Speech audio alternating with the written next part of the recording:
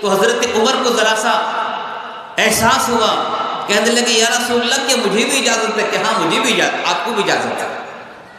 یہ دونوں صحابی جو اللہ کے نبی علیہ السلام کے خسر ہیں اور دونوں کی بیٹیاں آج بھی نکاح کے اندر ہیں، دیکھا کہ چاروں طرف وہ بیٹھی ہوئی ہیں، ابو بکر بھی کھڑے ہوئے ہیں، عمر بھی کھڑے ہوئے ہیں۔ ابو بکر نے کہا کہ کیا بات ہے؟ کہا دیکھ لو کیا کیا ہو رہا ہے۔ عمر نے پوچھا حضور کیا بات ہے؟ کہ مجھ سے یہ خرچے کا مطالبہ کر رہی اور میرے پاس کچھ نہیں۔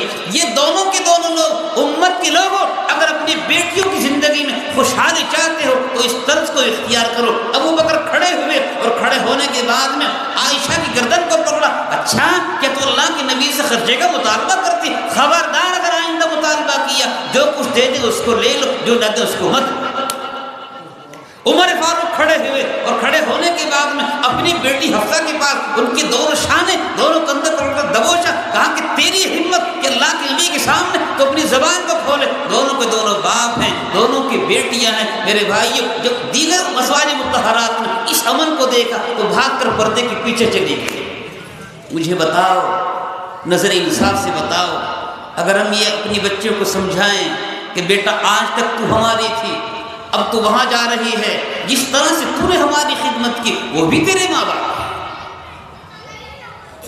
اپنی بچیوں کی غلط بات کو سن کر اور ان کی فون کی شکایت کو سن کر یقین نہ کرو، جا کر پہلے تحقیق کرو۔